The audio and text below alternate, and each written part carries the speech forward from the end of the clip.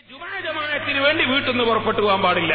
അത് പള്ളിയായാലും പോകാൻ പാടില്ല, മൈതാനിയായാലും പോകാൻ പാടില്ല, മദ്രസയായാലും പോകാൻ പാടില്ല, ബിൽഡിംഗ് ആയാലും പോകാൻ പാടില്ല. പള്ളിയായതുകൊണ്ടല്ല, അവർ ജുമാ ജമാഅത്തിന് വേണ്ടി പുറപ്പെട്ടു പോകാൻ പാടില്ല. ഇതാണ് വിഷയം. പള്ളിയിൽ കയറിക്കൂടാത്തൊരു വർഗമാണ് സ്ത്രീകൾ എന്ന് ഒരു പണ്ഡിതനും പറയുന്നില്ല. ഏറ്റവും ബഹുമാനമുള്ള പള്ളി മക്ക ശരീഫിലെ അൽ മസ്ജിദുൽ ഹറാം. അവിടെ സ്ത്രീകൾ കഴിയുമെങ്കിൽ കയറണം, പോകണം, അവിടുന്ന് തവാഫും ചെയ്യണം. തവാഫിന് വേണ്ടി ഒരു പള്ളിയിൽ പോകണം. അത് ജുമാഅത്തും ജമാഅത്തിനു വേണ്ടിയല്ല, തവാഫിനു വേണ്ടിയാണ്. പള്ളിയിൽ കയറിക്കൂടാത്തവർക്കല്ല സ്ത്രീകൾ. ഏറ്റവും വലിയ ബഹുമാനമുള്ള പള്ളിയിൽ തന്നെ അവർക്ക് കയറണം. കയറണം എന്നാ, കയറാമെന്നല്ല, കയറണം എന്നാ. പക്ഷെ എന്തിന്? തവാഫിന് വേണ്ടി. അങ്ങനെ തവാഫ് ചെയ്തുകൊണ്ടിരിക്കുമ്പോൾ അവിടുന്ന് ഒരു ബാങ്ക് കൊടുത്താലോ അവരപ്പോ ഇറങ്ങിപ്പോകണോ? വേണ്ട, അവരിറങ്ങിപ്പോകണ്ട. പിന്നെ അവർക്ക് ആ സമയത്ത് അവർ ഇറങ്ങിപ്പോകാൻ നിന്നാൽ ജമാഅത്തിന് ജനങ്ങൾ ഇങ്ങോട്ട് പുരുഷന്മാർ കയറി വരുന്ന സമയമായിരിക്കും. അപ്പൊ സ്ത്രീകൾ അങ്ങോട്ട് ഇറങ്ങിപ്പോയാൽ ആ ഇറങ്ങിപ്പോകുന്ന സമയത്ത് പുരുഷന്മാരുമായി കൂട്ടിമുട്ടിപ്പോകും. അതുകൊണ്ട് അവർ ജമാഅത്തിന്റെ സമയത്ത് പള്ളിയിൽ ഉണ്ടെങ്കിൽ അവരിറങ്ങിപ്പോകേണ്ടതില്ല. അവർ പുരുഷന്മാരില്ലാത്തൊരു ഭാഗത്തേക്ക് മാറി നിൽക്കുകയാണ് വേണ്ടത്. അപ്പോൾ ആ ജമാഅത്തിൽ അവർക്ക് പങ്കെടുക്കാമോ? പങ്കെടുക്കാം, അതിനൊരു വിരോധവും ഇല്ല. അപ്പൊ പള്ളിയിൽ ജമാഅത്തിന് പങ്കെടുത്തില്ലേ ഉസ്താദേ? പള്ളിയിൽ ജമാഅത്തിന് പങ്കെടുക്കരുത് എന്നല്ലല്ലോ പറഞ്ഞത്. പള്ളി ആയാലും അല്ലെങ്കിലും ജമാഅത്തിനും ജുമാക്കും വേണ്ടി പുറപ്പെട്ടു പോകരുത് എന്നല്ലേ പറഞ്ഞത്. ജുമാക്കും ജമാഅത്തിനു വേണ്ടി പുറപ്പെട്ടു പോകരുത്. ഇത് ജമാഅത്തിന് പുറപ്പെട്ടു പോയതല്ല, ജുമാക്ക് പുറപ്പെട്ടു പോയതല്ല. പുറപ്പെട്ടു പോയത് തവാഫിനാണ്. തവാഫ് നടന്നുകൊണ്ടിരിക്കുമ്പോൾ ഒരു ജമാഅത്ത് നടന്നതാണ്. ആ ജമാഅത്തിൽ അവർ കൂടിയാൽ അതിലൊരു തെറ്റും ഇല്ല. ശരിക്കും മനസ്സിലാക്കണം ദീനിന്റെ മസലകൾ, നിയമങ്ങൾ. ഇനി ഒരു സ്ത്രീ മെഡിക്കൽ കോളേജിൽ പോയി, മെഡിക്കൽ കോളേജിൽ പോയി ഇപ്പം നാട്ടിൽ പുരയിൽ വന്നിട്ടാ മടങ്ങി നിസ്കരിക്കേണ്ടത് അല്ല. മെഡിക്കൽ കോളേജിൽ പോയ സ്ത്രീ മെഡിക്കൽ കോളേജിൽ വീട്ടിൽ കൊണ്ടുവരാനാവില്ലല്ലോ, മെഡിക്കൽ കോളേജിൽ പോണ്ടി വന്നാ പോണ്ടേ. അങ്ങനെ സ്ത്രീ യാത്രയിൽ നിസ്കരിക്കണം. എവിടുന്ന് നിസ്കരിക്കും? സൗകര്യമുള്ള സ്ഥലത്ത് നിസ്കരിക്കണം. പുരുഷന്മാരുമായി കലരാൻ കാരണമുള്ളതുകൊണ്ട്, പുരുഷന്മാർക്ക് പള്ളിയിൽ പ്രത്യേകം അവകാശമുള്ളതുകൊണ്ടും പള്ളിയല്ലാത്ത സ്ഥലമാണ് അവർ കണ്ടുപിടിക്കേണ്ടത്. അതുകൊണ്ട് തന്നെ മെഡിക്കൽ കോളേജിന്റെ സമീപത്ത് കോഴിക്കോട് ടൗണിൽ, നാദാപുരം ടൗണിൽ, കല്ലാച്ചി ടൗണിൽ, കുറ്റ്യാടി ടൗണിൽ ഒക്കെ ആസ്പത്രിയിലും കോടതിയിലും രജിസ്റ്റർ ഓഫീസിലൊക്കെ വരുന്ന സ്ത്രീകളുണ്ടാവും. അവർക്ക് നിസ്കരിക്കാൻ വേണ്ടി എവിടെയെങ്കിലും ഒരു ചെറിയ സൗകര്യം, അന്യനാട്ടിൽ വരുന്ന സ്ത്രീകൾക്ക് നിസ്കരിക്കാൻ ഒരു സൗകര്യം ചെയ്താൽ അതിലൊരു തെറ്റും ഇല്ല. അപ്പോ ആ പെണ്ണുങ്ങൾ പൊരേന്ന് പറഞ്ഞു വന്ന് നിസ്കരിച്ചില്ലേ എന്ന് ചോദിക്കേണ്ട. പൊരേ നിസ്കരിക്കാൻ വേണ്ടി വന്നതല്ല, രജിസ്റ്റർ ഓഫീസിൽ വന്നതാ. അപ്പൊ നിസ്കാരം കളാവുമ്പോ അവരാ റൂമിൽ കയറി നിസ്കരിച്ചതാ. നിസ്കാരം കളാക്കാൻ പാടില്ല, അതിന് തെറ്റൊന്നുമില്ല. ഇതിന്റെ അടുത്ത് നിങ്ങൾ കണ്ടില്ലേ, ഒരു ചില മുജാഹിദിന്റെ ചില ആളുകൾ വലിയ ഒച്ചപ്പാട്. ഒരു ടൗണിൽ ഒരു വലിയ പണ്ഡിതൻ ഒരു വലിയ പള്ളിയിൽ നിന്ന് കുത്തുപോയി. എന്നിട്ട് ആ പണ്ഡിതൻ ആ പള്ളിയിൽ നിന്ന് ഇമാമായി നിസ്കരിച്ചു. ഞാനും ഉണ്ട് പള്ളിയിൽ. അങ്ങനെ ഒറ്റ സഫ് തന്നെ ഏകദേശം 150-200 ആള് നിൽക്കും. അങ്ങനത്തെ പള്ളിയാണ്. ആ പള്ളി നോക്കിക്കാണുന്ന ഒരൊറ്റ സ്ഥലത്ത് ഒറ്റ പെണ്ണും ഇല്ല. ജുമഅ നിസ്കാരമൊക്കെ കഴിഞ്ഞ് അതിന്റെ ശേഷം നീണ്ട വേദ പറഞ്ഞു. അവസാനം സലാൽ ബദു ചൊല്ലി, അശറക്കൈൻ ചൊല്ലി, വേർന്ന് തിരിഞ്ഞ് പോയി. പിന്നെ 2 ദിവസം കഴിയുമ്പോൾ പേപ്പറിൽ കാണുന്നു പെണ്ണുങ്ങൾക്ക് ഇമാമത്ത് നിന്നിട്ടൊരു മുസ്ലിയാർ നിസ്കരിച്ചു എന്നറിഞ്ഞു. അപ്പൊ മുസ്ലിയാർ എന്താ വേണ്ടതെന്നറിയോ? ഖുതുബ കഴിഞ്ഞ് നിസ്കാരത്തിന് തക്ബീർ കെട്ടിയതിന്റെ ശേഷം മൊയ്യാർ നിസ്കാരത്തിൽ മെല്ലെ ഇറങ്ങി ചെന്ന് നോക്കുക, എവിടെങ്കിലും ഉണ്ടോ ഏതെങ്കിലും പെണ്ണുങ്ങൾ എന്നെ തുടർന്ന് നിന്ന് ചെന്ന് നോക്കുക നിസ്കാരത്തിൽ. അത് മൊയ്യാർ കൊണ്ടുപറ്റുമോ? അങ്ങനെ ചെന്ന് നോക്കാൻ പറ്റുമോ? നിസ്കാരത്തിൽ എവിടുന്നോ ഏതോ പെണ്ണ് തുടർന്നിട്ടുണ്ടെങ്കിൽ, അനുവദനീയമല്ലാത്ത നിലക്കാണ് തുടർന്നതെങ്കിൽ കുറ്റം ആ പെണ്ണിന്. അനുവദനീയമായ വിധത്തിലാണ് തുടർന്നതെങ്കിൽ കുറ്റം പറയാനും ഇല്ല. എന്നല്ലാതെ മുസ്ലിയാരെ എന്തിനു കുറ്റം പറയണം? ഇപ്പൊ ഞാൻ പറയട്ടെ, ഇവിടെ നമ്മളെ ജുമാ നടക്കുന്നു, അല്ലെ ജമാഅത്ത് നടക്കുന്നു. അപ്പുറത്തെ വീട്ടിന്നോ അപ്പുറത്തെ റൂമെന്നോ ഏതോ ഒരു പെണ്ണ് ഈ ജുമയിൽ തുടർന്ന് നിസ്കരിച്ചു. അവിടുത്തെ കാലിയാരാ ഉത്തരവാദി? കാലിയാർ ഉത്തരവാദിയല്ല. ആ ജമാഅത്ത് പറ്റുമോ ഇല്ലേതൊക്കെ ആ പെണ്ണ് ആലോചിക്കേണ്ടതാണ്. കാലിയാർ അതിന് ഉത്തരവാദിയല്ല, ഏത് കാലിയാർ ഉത്തരവാദിയല്ല. അപ്പൊ ഇരിക്കട്ടെ, ഞാൻ പറഞ്ഞു വന്നത് ഇൽമില്ലാത്തതിന്റെ പേരിൽ, അറിവില്ലാത്തതിന്റെ പേരിൽ ജനങ്ങളെ ആശയക്കുഴപ്പം സൃഷ്ടിക്കുന്ന ചില വിവരം കെട്ടവരുണ്ട്. അല്ലാഹു അവരെ ഷർറിൽ നിന്ന് ദീനിനെ കാക്കട്ടെ. നമ്മൾ പറഞ്ഞു ഇമാം ശാഫിഈ റളിയല്ലാഹുവിന്റെ വാചകം നോക്ക് നിങ്ങൾ. ഖറജത് ഇലാ ശുഹൂദി ജുമുഅ, ജുമുഅയിൽ പങ്കെടുക്കാൻ ഒരു പെണ്ണും അല്ലാഹുവിന്റെ റസൂലിന്റെ വീട്ടിൽ നിന്ന് പുറപ്പെട്ടു പോയിട്ടില്ല. ജുമായിൽ പങ്കെടുക്കാൻ പുറപ്പെട്ടു പോയിട്ടില്ല, ജമാഅത്തിൽ പങ്കെടുക്കാൻ പുറപ്പെട്ടു പോയിട്ടില്ല. ഇത് ജുമായിൽ പങ്കെടുക്കാൻ വേണ്ടി പുറപ്പെട്ടു പോയതല്ല, തവാഫ് ചെയ്യാൻ വേണ്ടി മസ്ജിദുൽ ഹറാമിൽ പോയ സ്ത്രീ തവാഫ് ചെയ്തുകൊണ്ടിരിക്കുമ്പോൾ അവിടെ നടക്കുന്ന ജമാഅത്തിൽ പങ്കെടുത്തു. അതിൽ തെറ്റില്ല. ഇരിക്കട്ടെ, ഇതുപോലെ ഇപ്പൊ ഞാൻ പറയാം, സാധിക്കുമെങ്കിൽ നാദാവർക്ക് രജിസ്റ്റർ ഓഫീസിൽ വന്നിട്ട് നിസ്കാരം കളാക്കുന്ന സ്ത്രീകളുണ്ട്, അതുപോലെ ആസ്പത്രിയിൽ വന്ന് നിസ്കാരം കളാക്കുന്ന സ്ത്രീകളുണ്ട്. അവർക്ക് നിസ്കരിക്കാൻ ഒരു ചെറിയ റൂം, പള്ളിയിലല്ലോ, പള്ളി പുരുഷന്മാർക്ക് അവകാശപ്പെട്ട സ്ഥലമാണ്. അവിടെ ആണുങ്ങളോട് കയറണ്ടെന്ന് അറിയാൻ പറ്റൂല. പള്ളിയാകുമ്പോ ആണുങ്ങൾക്ക് കയറേണ്ടതില്ലാത്ത സ്ഥലമായിരിക്കണം. പള്ളിയാകുമ്പോൾ പുരുഷന്മാർക്ക് അവകാശപ്പെട്ടാണ് ഖുർആൻ പറഞ്ഞത്. പള്ളി റിജാലുല്ലാത്തുൽഹിം, പുരുഷന്മാർക്ക് നിസ്കരിക്കാനുള്ളതാണ്. പുരുഷന്മാർക്ക് പ്രത്യേക അവകാശമുണ്ട്, പള്ളിക്ക് സ്ത്രീകൾക്ക് ആ അവകാശം ഇല്ല. പള്ളിയല്ലാത്ത ഒരു സ്ഥലം, ഒരു റൂം, കോഴിക്കോട് മർക്കസ് കോംപ്ലക്സിൽ പള്ളിയുടെ തൊട്ടടുത്തതാ ഒരു റൂം. സ്ത്രീകൾക്ക് അവിടെ വിശ്രമിക്കാം, നിസ്കരിക്കാം. പള്ളിയല്ല, റൂമാണ്. അവിടെ വെച്ച് നിസ്കരിക്കാം, വിശ്രമിക്കാം. നല്ലതാണ്. അതുപോലെ ഓരോ ടൗണിലും ചെയ്താൽ അത് സ്വാഗതാർഹമാണ്, അത് തെറ്റുള്ള കാര്യമല്ല. അതേസമയം അവിടെ നിസ്കരിക്കാൻ വേണ്ടി ഒരു പെണ്ണൊന്നും വരേണ്ടതുമില്ല. പിന്നെ വന്ന പെണ്ണ് നിസ്കാരം കളാകാതെ നിസ്കരിക്കാനാ പറഞ്ഞു. അല്ല, നിസ്കരിക്കാൻ വേണ്ടി അവിടെ വരണ്ട. അത് രണ്ടും രണ്ടാണ്. നിസ്കരിക്കാൻ വേണ്ടി വരലും വന്ന പെണ്ണ് നിസ്കരിക്കലും രണ്ടും രണ്ടാണ്. ഇത് മനസ്സിലാക്കാൻ നമ്മൾ വളരണം. ദീനിന്റെ മസ്അലകളായി തന്നെ മനസ്സിലാക്കും. ഞാൻ ചുരുക്കുന്നു. ഇടയ്ക്ക് നമ്മളെ ബക്കറ്റ് പിരിവ് കൊണ്ട് വരുമ്പോ ഈ ചില്ലറ പൈസയായിട്ട് എടുത്തോണ്ട് പോകാനാകുന്നില്ല. കയ്യിൽ നിന്ന് നോട്ട് തന്നെ ഇട്ട് കൊടുക്കണം. ഇപ്പൊ അല്പൊന്നും ഇവിടെ വെറുതെ കത്തൂല. ഈ കസേരക്കൊക്കെ വാടക കൊടുക്കണം. അത് ചെറിയ പൈസ ഒന്നും മതിയാവില്ല. ഒരു ദിവസത്തെ ചെലവ് തന്നെ. സ്ത്രീകൾക്ക് അല്ലാഹുവിന്റെ റസൂൽ എന്ത് പറഞ്ഞു? അല്ലാഹുവിന്റെ റസൂൽ പറഞ്ഞു, വബുയൂതുഹുന്ന ഖൈറുൽ ലഹുന്ന, സ്ത്രീകൾക്ക് അവരവരുടെ വീടുകളിൽ വെച്ച് നിസ്കരിക്കുന്നതാണ് ഖൈർ. മറ്റൊരു റിപ്പോർട്ടിൽ കാണാം, മസാജിദുൻ നിസാഇ ഖൈറു ബുയൂതിഹിന്ന, സ്ത്രീകളുടെ പള്ളികൾ ഖൈറു ബുയൂതിഹിന്ന, അവരുടെ വീട്ടിന്റെ ഉള്ളിലുള്ള സ്ഥലങ്ങളാണ് സ്ത്രീകളുടെ പള്ളികൾ. പുരുഷന്മാരെ പള്ളികളാണ് പബ്ലിക് പള്ളികൾ. ഇനിയും നിങ്ങൾക്ക് കാണാം, ഉമ്മു ഹമീദിൻ സാഇദി റളിയല്ലാഹു അൻഹാ പള്ളിയിലേക്ക് പോകാൻ വേണ്ടി നബി തങ്ങളെ മുമ്പിൽ വന്ന്, നബിയേ ഇന്നി യുഹിബ്ബു സ്വലാത മഅക യാ റസൂലല്ലാഹ്, തങ്ങളെ കൂടെ നിസ്കരിക്കാൻ ഞാൻ താല്പര്യപ്പെടുന്നു. ഞങ്ങളെ ഭർത്താക്കന്മാർ പള്ളിയിൽ പോകുന്നത് തടയുന്നു, തങ്ങളെ കൂടെ നിസ്കരിക്കാൻ ഞങ്ങൾ താല്പര്യപ്പെടുന്നു എന്ന് റസൂലുള്ളാഹിനെ പിന്തുടർന്ന് മദീനത്തെ പള്ളിയിലെ ലക്ഷങ്ങൾ ഇരട്ടി കൂലി കിട്ടുന്ന പള്ളിയിൽ വെച്ച് നിസ്കരിക്കണമെന്ന് ആശിച്ചുകൊണ്ട് സമ്മതം ചോദിച്ചപ്പോൾ അല്ലാഹുവിന്റെ റസൂല് സമ്മതം കൊടുത്തില്ല. നിന്റെ വീട്ടിന്റെ ഉള്ളിൽ വെച്ച് നിസ്കരിക്കുന്നതാണ് എന്റെ പള്ളിയിൽ വെച്ച് നിസ്കരിക്കുന്നതിനേക്കാൾ എത്രയോ ഖൈറെന്ന് നബി സല്ലല്ലാഹു അലൈഹി വസല്ലം നീണ്ട ഹദീസിലൂടെ പഠിപ്പിച്ചു. അപ്പൊ വീട്ടിന്റെ ഉള്ളിൽ വെച്ച് നിസ്കരിക്കുന്നതാണ് നിങ്ങൾക്ക് കൂടുതൽ പ്രതിഫലം കിട്ടാൻ കാരണമാകുന്നത്. അതാണ് അല്ലാഹുവിന്റെ റസൂല് പഠിപ്പിച്ചത്. അള്ളയും റസൂലും പറഞ്ഞതുപോലെ ജീവിക്കുന്നതിനാണ് തഖ്വ എന്ന് പറയുന്നത്. തഖ്വയോടെ ജീവിക്കുന്നവർക്കുള്ളതാണ് ഖുർആൻ. തഖ്വയ്ക്ക് വേണ്ടിയാണ് നിസ്കാരം, തഖ്വയ്ക്ക് വേണ്ടിയാണ് നോമ്പ്, തഖ്വയ്ക്ക് വേണ്ടിയാ ജമാഅത്ത്, തഖ്വയ്ക്ക് വേണ്ടിയാ സദഖ, തഖ്വയ്ക്ക് വേണ്ടിയാ വഅദ്, എല്ലാം തഖ്വയ്ക്ക് വേണ്ടിയാണ്. ഖുർആൻ ഫലം ചെയ്യുന്നത് തന്നെ ഹുദല്ലിൽ മുത്തഖീൻ, തഖ്വയിലേക്ക് വിളിക്കുമ്പോ വരുന്നവർക്കാണ് ഏറ്റവും വലിയ വിഷയം തഖ്വയാണ്. ആ തഖ്വ അല്ലാഹുവിന്റെ റസൂല് കൽപ്പിച്ചതെടുക്കുക, അവിടുന്ന് വിരോധിച്ചതൊഴിക്കുക. സ്ത്രീകളെ, നിങ്ങളെ വീട്ടിൽ വെച്ച് നിസ്കരിക്കാൻ റസൂലുള്ള കൽപ്പിക്കുമ്പോൾ റസൂലുള്ളാഹിനെ വിട്ടുകൊണ്ട് ഒരു മുസ്ലിയാരില്ല, ഒരു മൗലവിയില്ല, ഒരു പണ്ഡിതനുമില്ല. അല്ലാഹുവിന്റെ റസൂലിനെ കവച്ചു വെക്കാൻ മുസ്ലിമീങ്ങൾക്കൊരു നേതാവില്ല. ഈ ബോധം എന്റെ ഉമ്മമാരെ മനസ്സിലെപ്പോഴും വേണം. അതുകൊണ്ടാ കിഴൻ ഉസ്താദ് സ്വന്തം ഭാര്യയെ പള്ളിയിൽ അയക്കാതിരുന്നത്. അതുകൊണ്ടാ 2 പെൺമക്കളുണ്ടായിട്ട് ഒരു പെൺകുട്ടിയെപ്പോലും അതാ പള്ളിയിലേക്ക് അയക്കാതിരുന്നത്. അതുകൊണ്ടാ കഴിഞ്ഞുപോയ കുതുബിത്തങ്ങൾ അയക്കാതിരുന്നത്. അതുകൊണ്ടാ ജാലിയത്ത് അഹമ്മദ് തങ്ങൾ അയക്കാതിരുന്നത്. വലിയ വലിയ കറാമത്ത് കണ്ട ഔലിയാക്കൾ നിർമ്മിക്കുകയും വലിയ വലിയ ഔലിയാക്കൾ അന്ത്യവിശ്രമം കൊള്ളുകയും വലിയ വലിയ ഔലിയാക്കൾ നിസ്കരിക്കുകയും ദർസ് നടത്തുകയും നടത്തുകയും ചെയ്ത അതിപുരാതനമായ നാദാപുരം വലിയ ജുമാഅത്ത് പള്ളിയില്ലേ, അത് വലിയ ബറക്കത്തുള്ളൊരു പള്ളിയല്ലേ?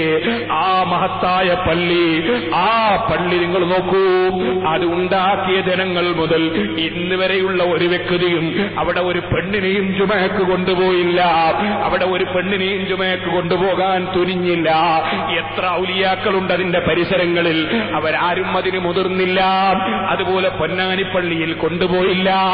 മാലിക് ബിൻ ദീനാറും മാലിക് ബിൻ ഹബീബും ശറഫ് ബിൻ മാലിക്കും റളിയല്ലാഹു അൻഹും തുടങ്ങിയവര് കടലിലെ തിരമാലകളെ ഭേദിച്ചുകൊണ്ട് അള്ളാന്റെ ദീന് പ്രചരിപ്പിക്കണമെന്ന ഒറ്റ ലക്ഷ്യത്തോടെ ഇവിടെ സ്റ്റേജ് കെട്ടിക്കൊടുക്കാൻ ആരുമില്ല, ചായ കൊടുക്കാൻ ആരുമില്ല, ഭക്ഷണം കൊടുക്കാൻ ആരുമില്ല, സൽക്കരിക്കാൻ ആരുമില്ല, കൈപിടിക്കാൻ ആരുമില്ല, ബഹുമാനിക്കാൻ ആരുമില്ല, സ്നേഹിക്കാൻ ആരുമില്ല.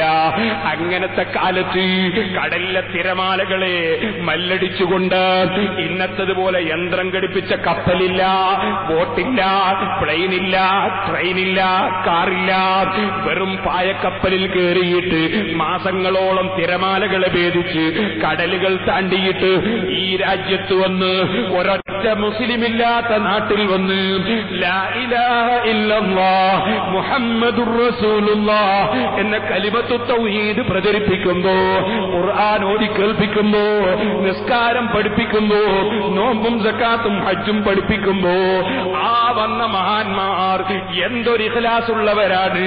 അവരിവിടെ കാര്യലാഭത്തിന് വന്നതല്ല, സ്ഥാനമാനത്തിന് വന്നതല്ല, അവർ പേര് പത്രത്തിന് വരാൻ വന്നതല്ല.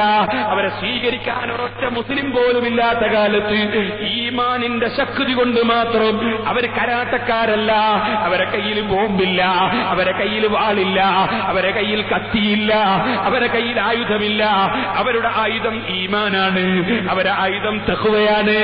അവരാ ഈമാനിന്റെയും തഖ്വയുടെയും പവർ കൊണ്ട് അല്ലാഹു ഞങ്ങളെ സഹായിക്കും, അല്ലാഹു ഞങ്ങളെ രക്ഷിക്കും. അല്ലാഹുവിന്റെ ദീന് പ്രചരിപ്പിക്കൽ ഞങ്ങളുടെ ബാധ്യതയാണ്. ലഅൻ യഹ്ദിയല്ലാഹു ബിക റജുലൻ ഖൈറുൽ ലക മിനദ് ദുനിയാ വമാ ഫീഹാ. നിങ്ങളിൽ ഏതെങ്കിലും ഒരു വ്യക്തിയുടെ പ്രവർത്തനം കൊണ്ട് ഒരൊറ്റ മനുഷ്യൻ നല്ല വഴിയിലെത്തിയാൽ, ഒരൊറ്റ മനുഷ്യൻ സന്മാർഗത്തിലായാൽ, അല്ലാഹു തആല നിങ്ങളിൽ ഒരു വ്യക്തിയുടെ പ്രവർത്തനം കൊണ്ട് അല്ലാഹു ഒരാളെ ഹിദായത്താക്കിയാൽ ദുനിയാവ് മുഴുവനും കിട്ടുന്നതിനേക്കാൾ ഖൈറാണ് കേട്ടോ. ദുനിയാവിലുള്ളത് മുഴുവനും കിട്ടുന്നതിനേക്കാൾ ഖൈറാണ് കേട്ടോ എന്ന് അല്ലാഹുവിന്റെ റസൂല് പറഞ്ഞിട്ടുണ്ടല്ലോ. അതുകൊണ്ട് കടലിൽ വെച്ച് കപ്പൽ തകർന്നങ്ങ് മരിച്ചാൽ എന്താണ്? ഞങ്ങളുടെ കുടുംബത്തിലേക്ക് തിരിച്ചെത്തിയില്ലെങ്കിൽ എന്താണ്? ഞാനഥവാ അവിടെ ചെല്ലുമ്പോ ഇസ്ലാമിന്റെ എതിരാളികൾ എന്നെ അങ്ങ് കൊന്നാൽ എന്താണ്? എനിക്ക് ദുനിയാവ് മുഴുവനും കിട്ടുന്നതിനേക്കാൾ ഖൈറ്, ദുനിയാവിലുള്ളത് മുഴുവനും കിട്ടുന്നതിനേക്കാൾ ഖൈറ് എന്റെ വാക്കുകൊണ്ടൊരാൾ നന്നാകലല്ലേ? ഈ ചിന്തയിൽ മാത്രം വന്ന മഹാന്മാർ, ആ മഹാന്മാർ ഇവിടെ വന്ന് തളങ്കര പള്ളി, ധർമ്മടം പള്ളി, ശ്രീകണ്ഠപുരം പള്ളി, കൊടുങ്ങല്ലൂർ പള്ളി, ചാലിയം പള്ളി, അങ്ങനെ തുടങ്ങി 10-12 പള്ളി ഉണ്ടാക്കിയില്ലേ? ഒരൊറ്റ പള്ളിയിലും അവർ ജുമാക്ക് സ്ത്രീകളെ വിളിച്ചില്ല, ഒരൊറ്റ പള്ളിയിലും ജമാഅത്തിന് സ്ത്രീകളെ വിളിച്ചില്ല. ഇന്നും ആ പള്ളികളിൽ ഒന്നും പെണ്ണ് പോകുന്നില്ല. കാരണം അവർ അല്ലാഹുവിന്റെ ദീന് പ്രചരിപ്പിക്കാൻ വന്നതാണ്, അവർ റസൂലുള്ള പഠിപ്പിച്ച ദീനിന്റെ വക്താക്കളാണ്. എന്നാൽ ഇപ്പൊ ചിലർക്ക് പെണ്ണിനെ പള്ളി കിട്ടാത്ത ബേജാറാണ്. അല്ലാഹു നന്നാക്കട്ടെ. ബുദ്ധിയുള്ളവർക്ക് വേണ്ടിയാണ് ഞാനിത് പറയുന്നത്. ആ മഹാന്മാരല്ലേ നമുക്ക് നിസ്കാരം പഠിപ്പിച്ചത്? അവരുണ്ടാക്കിയ വല്ല പള്ളിയിലും അവർ സ്ത്രീകളെ വിളിച്ചോ? വിളിച്ചില്ല. കാരണം അല്ലാഹുവിന്റെ റസൂൽ അങ്ങനെ പഠിപ്പിച്ചിട്ടില്ല, സ്വഹാബത്ത് പഠിപ്പിച്ചിട്ടില്ല. അത് മുറുകെ പിടിച്ച് ജീവിച്ച് മരിക്കണം ഉമ്മമാരെ, അത് മുറുകെ പിടിച്ച് ജീവിച്ച് മരിക്കണം സഹോദരന്മാരെ. നമ്മൾ അല്ലാഹുവിന്റെ ദീനിൽ അതിര് കവിയേണ്ടതില്ല, നമുക്കില്ലാത്തതൊന്നും ഉണ്ടാക്കേണ്ടതില്ല, ഉള്ളതൊന്നും ക്യാൻസൽ ചെയ്യാൻ പാടില്ല. ഈ ബോധം നമ്മുടെ മനസ്സിലുണ്ടാകണം. അല്ലെങ്കിൽ സ്ത്രീകൾ പള്ളിയിൽ വന്നാൽ നമുക്കെന്താ? സ്ത്രീകൾ പള്ളിയിൽ വന്നാൽ കുറച്ചും കൂടി പിരിവ് കൂടുതൽ കിട്ടും അല്ലേ? പള്ളിന്റെ ആവശ്യത്തിനൊക്കെ പൈസ കൂടുതൽ കിട്ടും. ഒരു പള്ളിയിൽ പെണ്ണുങ്ങൾ വന്നുകൊണ്ട് നമുക്കെന്താ ടാക്സ് കൊടുക്കണം? പക്ഷെ അല്ലാഹുവിന്റെ റസൂൽ അത് പഠിപ്പിച്ചിട്ടില്ല, സഹാബത്ത് പഠിപ്പിച്ചിട്ടില്ല. അതുകൊണ്ട് അത് പറ്റില്ല. സ്ത്രീകൾ അല്ലാഹുവിന്റെ പൊരുത്തം കരുതുന്ന സ്ത്രീകൾ. അതാണ് ഇമാം ഗസാലി റളിയല്ലാഹു അൻഹു പറഞ്ഞത്. അള്ളാഹുവിന്റെ പൊരുത്തം കരുതുന്ന സ്ത്രീ അവർ പള്ളിയിലേക്ക് പോകേണ്ടതില്ല, അവരെ വീട്ടിൽ വെച്ച് നിസ്കാരം നിർവഹിക്കണം. ദീർഘമായി ഞാൻ പറയുന്നില്ല. മിനദ്ദുന്യാവ മാ ഫീഹാ വല്ലാത്തൊരു വാചകമാണ്.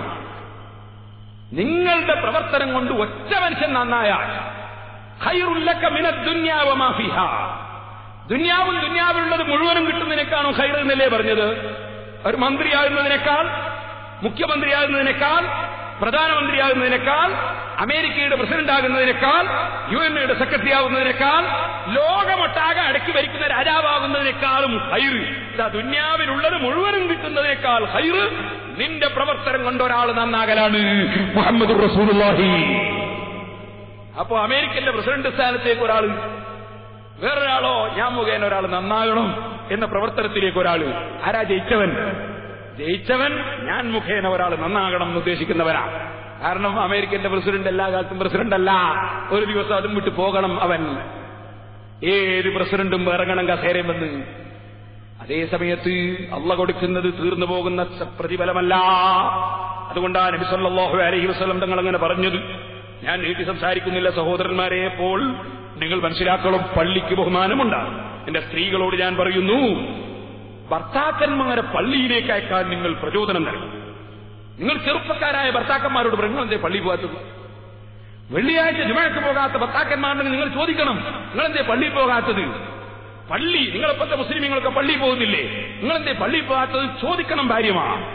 ജമാഅത്തിന് പള്ളി പോകാതെ പള്ളിയുടെ തൊട്ടടുത്തുള്ള വീടുകളിൽ ആരോഗ്യമുള്ള ആളുകൾ ഇരിക്കുമ്പോ ഭാര്യമാര് ചോദിക്കണം, നിങ്ങൾ എന്തേ പള്ളി പോയി നിസ്കരിക്കാത്ത, പിന്നെ പള്ളി എന്തിനാണ് എന്ന് ഭാര്യമാര് ചോദിക്കണം. നിങ്ങൾ കാരണം ഒരൊറ്റ മനുഷ്യൻ നന്നായാൽ, നിങ്ങളെ ഭർത്താവ് നന്നായാൽ നിങ്ങൾക്ക് ദുന്യാവ് മുഴുവനും കിട്ടുന്നതിനേക്കാൾ ഖൈറായിപ്പോയി. സുബ്ഹിന്റെ സമയത്ത് ഭർത്താക്കന്മാരെ വിളിക്കണം ഭാര്യമാർ. പള്ളിയിലെ ബാങ്ക് കേട്ടില്ലേ എന്ന് ചോദിക്കണം ഭാര്യമാർ. അവരാണ് ആഖിറത്തിന് ഉപകരിക്കുന്ന ഭാര്യമാർ. അപ്പോൾ അതിലേക്ക് കടക്കുന്നില്ല. കുട്ടികളെ പള്ളിയിൽ പറഞ്ഞേച്ച് നിസ്കരിപ്പിക്കണം, നിസ്കരിച്ചിട്ടുണ്ടോ എന്ന് പരിശോധിക്കണം. ഇതൊക്കെ നമ്മുടെ സഹോദരിമാരെ ശ്രദ്ധിക്കണമെന്ന് കൂടി ഇടയ്ക്ക് ഞാൻ ഓർമ്മപ്പെടുത്തുകയാണ്. പള്ളി അള്ളാഹുവിന്റെ ചിഹ്നമാണെന്നല്ലേ പറഞ്ഞത്? അള്ളാഹുവിന്റെ ചിഹ്നങ്ങളെ മുഴുവനും ബഹുമാനിക്കണം. വമൻ യുഅള്ളിം ശആഇറല്ലാഹി ഫഇന്നഹാ മിൻ തഖ്വൽ ഖുലൂബ്. അള്ളാഹുവിന്റെ ചിഹ്നങ്ങളെ ബഹുമാനിക്കുക, അത് ഹൃദയത്തിന് തഖ്വയുണ്ട് എന്നതിന്റെ ലക്ഷണമാണ്. അപ്പൊ തഖ്വയുള്ളവൻ അള്ളാഹുവിന്റെ ചിഹ്നങ്ങളെ ബഹുമാനിക്കും. പള്ളി കാർക്കിച്ച് തുപ്പിയ ഒരാള് നിസ്സാരപ്പെടുത്തിയിട്ടാണോ അപ്പ ഇസ്ലാമെന്ന് പുറത്തുപോകും. പള്ളിയെ നിസ്സാരപ്പെടുത്തിയാൽ ഇസ്ലാമെന്ന് പുറത്തുപോകും. അള്ളാഹുവിന്റെ ചിഹ്നങ്ങളെ നിസ്സാരപ്പെടുത്തിക്കൂടാ. അള്ളാഹുവിന്റെ ചിഹ്നങ്ങളാണ്. ചിഹ്നങ്ങളിൽ ഏറ്റവും പ്രധാനപ്പെട്ടതാണ് കഅബ ശരീഫ്. ഒന്ന്, കഅബ വളരെ ബഹുമാനമുള്ള ചിഹ്നമാണ്. ആ കഅബയിലേക്ക് തിരിച്ചുകൊണ്ടാണ് മുഴുവൻ പള്ളിയും. കഅബത്തിന്റെ മൂലയിൽ വെച്ചിരിക്കുന്ന ഹജറുൽ അസ്വദ് അള്ളാഹുവിന്റെ ചിഹ്നമാണ്. വളരെ ആദരവുള്ള കല്ലാണ്. കല്ലാണെന്ന് പറഞ്ഞിട്ട് കാര്യമില്ല, ചിഹ്നമാണ്. അതുകൊണ്ടത് തൊട്ടിട്ട് ആ തൊട്ട കൈമണക്കൽ സുന്നത്താണ്. അത് തന്നെ ചുംബിക്കൽ സുന്നത്താണ്. അത് തൊട്ട കൈമണക്കൽ സുന്നത്താണ്. കാരണം അള്ളാഹുവിന്റെ ചിഹ്നം കൈകൊണ്ട് തൊട്ടപ്പോ തൊട്ട കൈക്ക് ബഹുമാനം വന്നുപോയി. അക്കൈ മണക്കൽ സുന്നത്താണ്. ഞാൻ നാട്ടിൽ നിന്ന് കൊണ്ടുവന്ന കൈ തന്നെയാണ് എന്ന് പറഞ്ഞിട്ട് കാര്യമില്ല. അത് തൊട്ടപ്പോ കൈക്ക് ബഹുമാനായിപ്പോയി. അള്ളാഹുന്റെ ചിഹ്നം തൊട്ടു, അതുകൊണ്ട് കൈക്ക് ബഹുമാനമായി. ആ കൈ മണക്കൽ സുന്നത്ത്. അഥവാ തൊടാൻ കഴിഞ്ഞില്ലെങ്കിൽ കൈ കൊണ്ടിങ്ങനെ ചൂണ്ടിയിട്ട കൈ മണക്കൽ സുന്നത്ത്.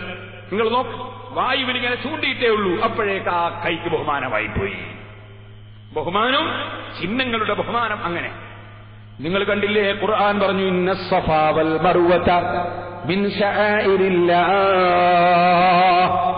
സഫാ മർവ, രണ്ട് കുന്നുകൾ, രണ്ട് പർവ്വതങ്ങൾ, അത് രണ്ടും അള്ളാന്റെ ചിഹ്നങ്ങളാണ്.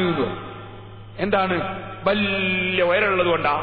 അങ്ങനെയാണെങ്കിൽ അതിനെ കാണാൻ വലിയ എവറസ്റ്റ് കൊടുമുടിയൊക്കെ ഇല്ലേ ഇന്ത്യയിൽ? അതല്ലേ ചിഹ്നമാകേണ്ടത്? നമ്മളിവിടെ ഒക്കെ വലിയ വലിയ മലകളില്ലേ? അതല്ലല്ലോ ചിഹ്നമായത്. സഫാ മർവാന്റെ അത്ര വലിയ മലയൊന്നല്ല. ചെന്ന് നോക്കിയാൽ അറിയില്ലേ, നടന്നിങ്ങനെ പോയിക്കൊണ്ടിരിക്കുമ്പോൾ അതിന്റെ മുകളിൽ എത്തിയിട്ടുണ്ടാവും. അത് വലിയ മലയൊന്നല്ല, കുറച്ച് ഉയരമുണ്ടായിരുന്നു. അത് പിന്നീട് കുറെ നേർത്തിയും പോയി. അതുകൊണ്ട് ഇപ്പോൾ വളരെ കുറവാണ്. അപ്പൊ പിന്നെ എന്താണ് പർവ്വതം ചിഹ്നമാണെന്ന് പറഞ്ഞത്? അത് അല്ലാഹുവിന്റെ മഹദിയായ ഒരു പെണ്ണ്, ബഹുമാനപ്പെട്ട ഇബ്രാഹിം നബി അലൈഹിസ്സലാത്തു വസ്സലാം എന്റെ ഭാര്യ ഇസ്മായിൽ അലൈഹിസ്സലാത്തു വസ്സലാമിന്റെ മാതാവ്. ആ മാതാവ് അങ്ങോട്ടും ഇങ്ങോട്ടും നടന്ന സ്ഥലമാണത്. അതുകൊണ്ട് ആ സ്ഥലം അല്ലാഹുവിന്റെ ചിഹ്നമാണ്. മഹാന്മാര് നടന്ന സ്ഥലമാണ്, മഹദി നടന്ന സ്ഥലമാണ്. അല്ലാഹുവിന്റെ വലിയതായ ഒരു സ്ത്രീ, ആ സ്ത്രീ നടന്ന സ്ഥലമായതുകൊണ്ട് ആ സ്ഥലം അല്ലാഹുവിന്റെ ചിഹ്നമാണ്. മഹാന്മാരുമായി ബന്ധപ്പെട്ടുകൊണ്ടാണ് പലതും അല്ലാഹുവിന്റെ ചിഹ്നമാകുന്നത്. കാരണം മഹാന്മാർ അല്ലാഹുവിന്റെ ചിഹ്നങ്ങളാണ്. മഹാന്മാർ അല്ലാഹുവിന്റെ ശആയിറാണ്. ഏറ്റവും വലിയ അടയാളം അല്ലാഹുവിന്റെ ചിഹ്നം മുഹമ്മദുർ റസൂലുള്ളാഹി. കാരണം അല്ലാഹുവിനെ കുറിച്ച് ഞാൻ നേരത്തെ നിങ്ങളോട് പറഞ്ഞിട്ടുണ്ടല്ലോ. ഇത് അവിടെ റസീറ്റ് ആ വയസ്സല്ല അവിടെ ഒരു കസേര വെറുതെ കിടന്ന് കാണുന്നില്ല, നിങ്ങൾക്ക് ഒരാൾക്കാൻ കാണിച്ചു കൊടുത്തൂടെ? സഹോദരന്മാരെ, നിങ്ങൾ ചിന്തിക്കൂ, അല്ലാഹുവിന്റെ റസൂല് മുഖേനയല്ലേ അല്ലാഹുവിനെ സകലരും അറിയുന്നത്. ചിഹ്നമെന്ന് പറഞ്ഞാൽ ഒരു വിഷയത്തെ അറിയിക്കുന്നത് എന്നല്ലേ ഞാൻ തുടക്കത്തിൽ പറഞ്ഞത്. അപ്പൊ റസൂലുള്ളാഹി സ്വല്ലല്ലാഹു അലൈഹി വസല്ലമ തങ്ങൾ മുഖേന, ആ റസൂലുള്ളാഹി സ്വല്ലല്ലാഹു അലൈഹി വസല്ലമ തങ്ങൾ മുഖേന, ആ റസൂലുള്ള മുഖേന എത്തിച്ചേർന്ന് അല്ലാഹുവിലേക്ക് മനുഷ്യരെത്തിച്ചേരുന്നു. അതുകൊണ്ട് ഏറ്റവും വലിയ ചിഹ്നമാണ് മുഹമ്മദുർ റസൂലുള്ളാഹി. അപ്പൊ റസൂലുള്ളാഹിനെ ബഹുമാനിക്കാതെ ഈമാനില്ല. ഞാൻ പറഞ്ഞില്ലേ, സഫാ മർവ പർവ്വതം ഇസ്മായിൽ നബിയുടെ ഉമ്മ നടന്ന സ്ഥലമെന്ന് പറഞ്ഞില്ലേ? ഇബ്രാഹിം നബി അലൈഹി ഇസ്ലാമിന്റെ ഭാര്യ നടന്ന സ്ഥലമെന്ന് പറഞ്ഞില്ലേ? ഇനി അതൊന്നുകൂടി നിങ്ങളൊന്ന് ചിന്തിച്ചു നോക്കൂ. ആ ഉമ്മ ആരാണ്? അത് റസൂലുള്ളാഹിന്റെ ഉമ്മാമയാണ് കേട്ടോ.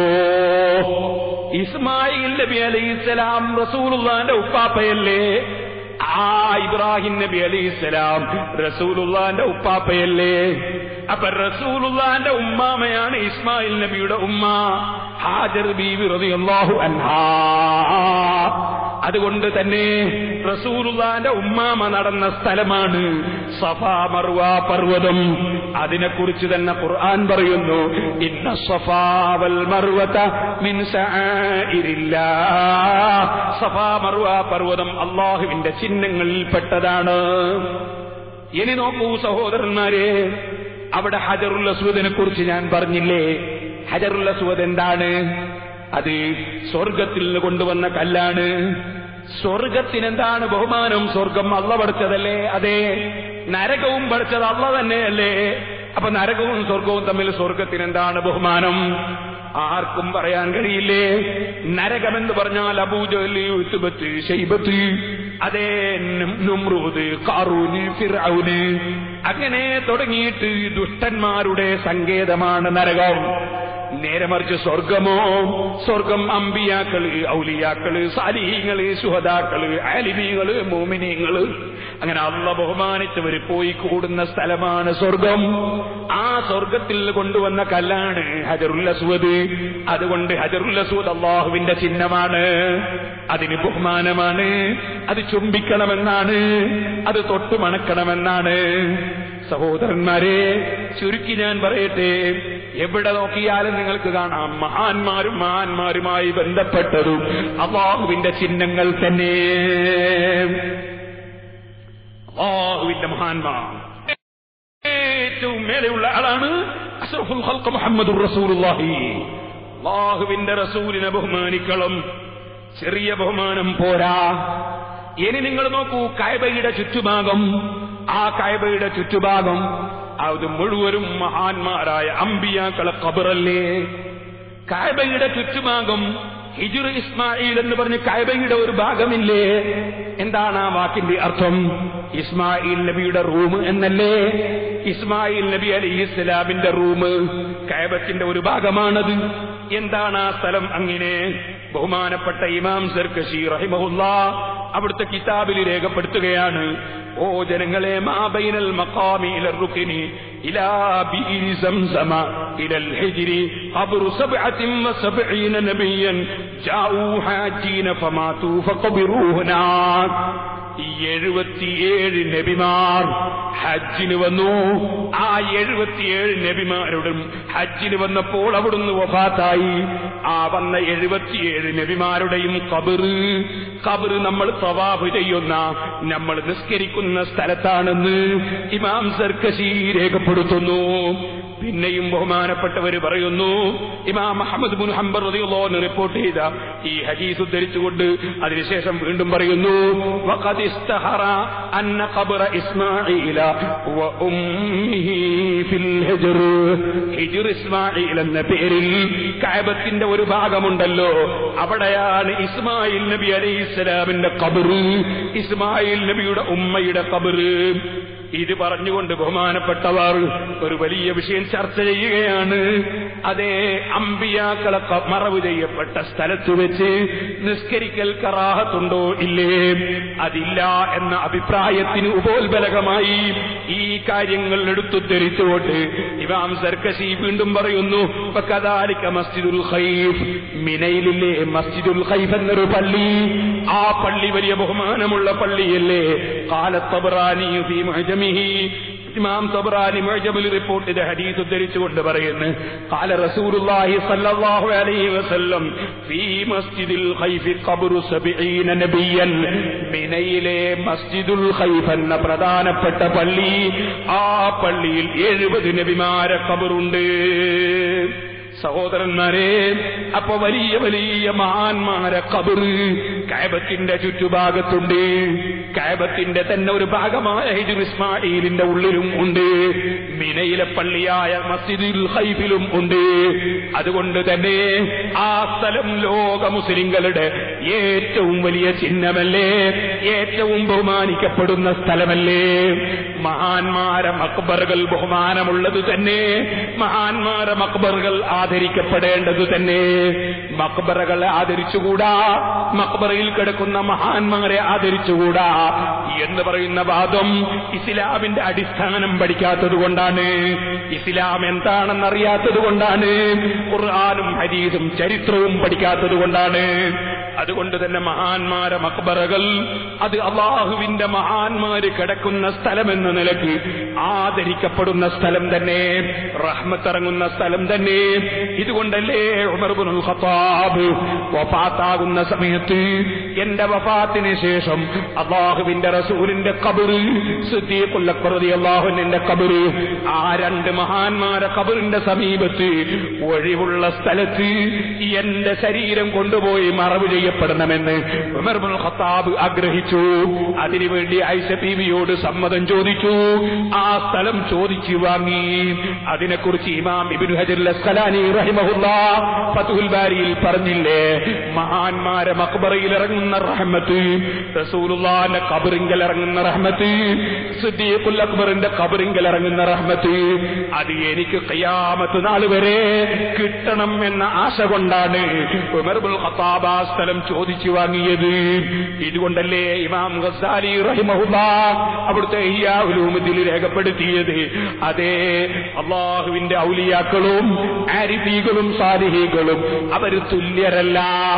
അമ്മൽ മശാഹിദു ഫലാ തതസാവാ ബൽ യതഫൽ ബറകത്തു സിയാറതിഹാ ബറകത്തു സിയാറതിഹാ യതഫാവതു അലാ ഖദ്രി ദറജാതിഹിം. മഹാന്മാര് തുല്യരല്ല, അതുകൊണ്ട് മഹാന്മാര് കിടക്കുന്ന സ്ഥലങ്ങളും തുല്യമല്ല. അതിനാൽ ഓരോ മഹാന്റെയും പവർ അനുസരിച്ച് ആ മഹാന്റെ മഖ്ബറ സിയാറത്ത് ചെയ്യുന്നവർക്ക് ബറക്കത്ത് ലഭിക്കുമെന്ന് ഇമാം ഗസാലി റഹിമഹുല്ലാഹ് ഇഹ്യാ ഉലൂമുദ്ദീനിൽ രേഖപ്പെടുത്തുന്നു. ലോകത്തുള്ള എല്ലാ ഇമാമിങ്ങളും രേഖപ്പെടുത്തുന്നു. മഖ്ബറകൾ വലിയ പ്രാധാന്യമുള്ള സ്ഥലമാണ്, മഹാന്മാരെ മഖ്ബറ. ആ സ്ഥലങ്ങൾ വലിയ ചിഹ്നങ്ങളാണ്. മഹാന്മാര് തൊട്ട സാധനങ്ങൾ വലിയ ചിഹ്നങ്ങളാണ്. മഹാന്മാർ അല്ലാഹുവിന്റെ ചിഹ്നങ്ങളാണ്. ഇത് നാം മനസ്സിലാക്കുക. ചിഹ്നങ്ങൾ ആദരിക്കപ്പെടണം. വെറും പള്ളി മാത്രം പോരാ. പള്ളിയുടെ കേന്ദ്രമായ കഅബ തന്നെ, കഅബത്തിന്റെ ചുറ്റുഭാഗം തന്നെ മഹാന്മാരുടെ മഖ്ബറകൾ എന്നാണ് ഞാൻ പറഞ്ഞത്. അതിനെ സംബന്ധിച്ചൊന്നും ഈ പുത്തനാശയവുമായി നടക്കുന്നവർ ചിന്തിച്ചിട്ടില്ല. അവർക്ക് ദീനുൽ ഇസ്ലാമിന്റെ വിഷയങ്ങൾ പഠിക്കാൻ ഭാഗ്യം ലഭിച്ചിട്ടില്ല. അവർ മുസ്ലിമീങ്ങളെ ഭിന്നിപ്പിക്കാൻ എന്ത് വഴിയുണ്ട് എന്ന ചിന്തയുമായി ഇങ്ങനെ ഓടി നടക്കുകയാണ്. അല്ലാഹു അവരുടെ ശർറിൽ നിന്ന് നമ്മെ കാക്കട്ടെ, നമ്മുടെ ഈമാൻ അല്ലാഹു സംരക്ഷിക്കട്ടെ. സഹോദരന്മാരെ, പരിശുദ്ധ ഖുർആൻ നിങ്ങൾ മറിച്ചു നോക്ക്. ആ അമ്പിയാക്കളുടെ ചിത്രം ഉൾക്കൊള്ളുന്ന സാധനം അത് മുൻഗാമികളായ ആളുകൾ അവരെ യുദ്ധത്തിൽ വിജയം കൈവരിക്കാൻ വേണ്ടി അതെടുത്തിങ്ങനെ കൊണ്ടുപോകുന്ന പതിവുണ്ടായിരുന്നു. ഫീഹി സകീനത്തും മിർ റബ്ബിക്കും, അതിൽ നിന്ന് നിങ്ങൾക്ക് നിങ്ങളുടെ റബ്ബിന്റെ ഭാഗത്ത് നിന്ന് മനസ്സമാധാനത്തിന് വകുപ്പുണ്ട്. വബഖിയ്യത്തും മിമ്മാ തറക ആലു മൂസാ വആലു ഹാറൂൻ വഹിയ അലാ മൂസാ വഅസാഹു ഇമാമത്തു ഹാറൂൻ. മൂസാ നബി അലൈഹിസ്സലാത്തു വസ്സലാമിന്റെ ചെരിപ്പും മൂസാ നബിയുടെ വടിയും ഹാറൂൻ നബിയുടെ തലയെക്കെട്ടും ഇങ്ങനത്തെ സാധനങ്ങളൊക്കെ ആ പെട്ടിയിൽ അടക്കം ചെയ്തിട്ടുണ്ട്. അങ്ങനെയുള്ള ഒരു പെട്ടി മലക്കുകൾ ചുമന്നുകൊണ്ടുവരും. അതുപോലെ അതിൽ ചില പലകകളും ഉണ്ട്. അതേ ആ പലകകളും അത്തരത്തിലുള്ള വസ്തുക്കളൊക്കെ ഉൾക്കൊള്ളുന്ന ഒരു പെട്ടി തഹ്മിലുൽ മലായികത്ത് മലക്കുകൾ ചുമന്നുകൊണ്ടുവരും. ആ പെട്ടി മുന്നിൽ പിടിച്ച് യുദ്ധം ചെയ്താൽ യുദ്ധത്തിൽ വിജയം കൈവരിക്കലാണ്. ഈ പെട്ടി ബഹുമാനപ്പെട്ട താലൂത്തിന്റെ മടിയിൽ മലക്കുകൾ ഇറക്കിക്കൊടുക്കുന്നു. ഖുർആൻ ആ വിവരം പറയുന്നു. ഇപ്പൊ മഹാന്മാര് ധരിച്ച ചെരുപ്പിന് ബറക്കത്ത്, മഹാന്മാരെ വടിക്ക് ബറക്കത്ത്, മഹാന്മാര് തൊട്ട സാധനത്തിന് ബറക്കത്ത്. ഖുർആൻ ഇത് പഠിപ്പിക്കുകയല്ലേ, അതിന്റെ മഹത്വം പഠിപ്പിക്കുകയല്ലേ. ഇത് പറഞ്ഞതുകൊണ്ട് മഹാന്മാരെ ചിത്രമെടുത്ത് നമുക്ക് കൊണ്ടുപോയി തൂക്കാമെന്ന് ജനങ്ങൾ കരുതരുത്. നബി സല്ലല്ലാഹു അലൈഹി വസല്ലമ തങ്ങൾ അതാ ജീവനുള്ളതിന്റെ ചിത്രങ്ങൾ എടുത്ത് ബഹുമാനിക്കുന്നത് വിരോധിച്ചതിനാൽ ചിത്രം, ജീവനുള്ളതിന്റെ സാധനത്തിന്റെ ചിത്രം ബഹുമാനിക്കൽ നമുക്ക് പാടില്ലാത്തതാണ്. ബഹുമാനപ്പെട്ട യൂസുഫ് നബി അലൈഹി സ്വലാത്തു വസ്സലാമിന്, യൂസുഫ് നബി അലൈഹി സ്വലാമിന്റെ സഹോദരന്മാരും മാതാപിതാക്കളും സുജൂദ് ചെയ്യുന്നതാണ് ഈ സ്വപ്നത്തിൽ കണ്ടത്. ആ സ്വപ്നത്തിന്റെ വ്യാഖ്യാനം പറഞ്ഞു കൊടുക്കുകയും യൂസുഫ് നബിക്ക് സുജൂദ് ചെയ്തായി ഖുർആൻ പഠിപ്പിക്കുകയും ചെയ്യുന്നു. ആദം നബിക്ക് സുജൂദ് ചെയ്യാൻ മലക്കുകളോട് പറഞ്ഞത് ഖുർആൻ പഠിപ്പിക്കുന്നു.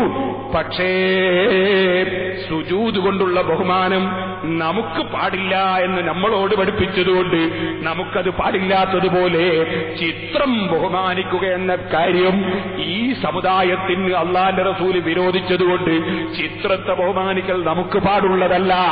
ആ മസല തെറ്റിപ്പോകണ്ട എന്ന് മനസ്സിലാക്കി ഞാൻ അക്കാര്യം കൂടി സൂചിപ്പിക്കുകയാണ്. അപ്പൊ നമുക്കൊക്കെ മഹാന്മാരെ ചിത്രം ചുമരുമ തൂക്കിക്കൂടെ എന്നൊരു ധാരണ വേണ്ട. അതുപോലെ മഹാന്മാരെ ചിത്രം ബഹുമാനിക്കാമെന്നൊരു ധാരണ വേണ്ട. അത് പ്രത്യേകം നമ്മളെ വിരോധിച്ചിട്ടുള്ള സംഗതിയായതുകൊണ്ട് പാടില്ല. അതേസമയത്ത് വിരോധം വരാത്ത വിധത്തിൽ മഹാന്മാരുമായി ബന്ധപ്പെട്ട വസ്തുക്കളെ കൊണ്ട് ബറക്കത്തെടുക്കുന്നത്, അതുകൊണ്ട് പുണ്യം നേടുന്നത് അത് ഇസ്ലാമിലുള്ളത് തന്നെ. സഹീഹുൽ ബുഖാരി നിങ്ങൾ മറിച്ചു നോക്കിയാൽ ഇമാം ബുഖാരി റളിയല്ലാഹു അൻഹു ഒരു അധ്യായം തന്നെ സഹീഹുൽ ബുഖാരിയിൽ കൊടുത്തത് കാണാം. എന്താ അധ്യായം എന്നറിയാമോ? ബാബു മാ ദുകിറ മിൻ ദിർഇൻ നബി സല്ലല്ലാഹു അലൈഹി വസല്ലമ وعصاه وسيفه وقدحه وخاتمه وما استعمل الخلفاء بعده من ذلك مما لم يذكر قسمته ومن شعره ونعله وعانيته مما تبرك أصحابه وغيرهم بعد وفاته. പരിശുദ്ധ ഖുർആൻ കഴിഞ്ഞാൽ മുസ്ലിമീങ്ങൾക്ക് ഏറ്റവും വലിയ ആധാരമല്ലേ സഹീഹുൽ ബുഖാരി. ആ സഹീഹുൽ ബുഖാരിയിൽ ഇമാം ബുഖാരി ഒരധ്യായം തന്നെ കൊടുക്കുന്നു. എന്താ അധ്യായത്തിന്റെ അർത്ഥം? എന്റെ ചെറുപ്പക്കാര് സുന്നത്ത് ജമാഅത്ത് മുറുകെ പിടിക്കണം. സഹീഹുൽ ബുഖാരിയിൽ മുഴുവനും സുന്നത്ത് ജമാഅത്താണ്. ഖുർആൻ മുഴുവനും സുന്നത്ത് ജമാഅത്തിന്റെ തെളിവാണ്. ബുഖാരിയിൽ അധ്യായം കണ്ടോ?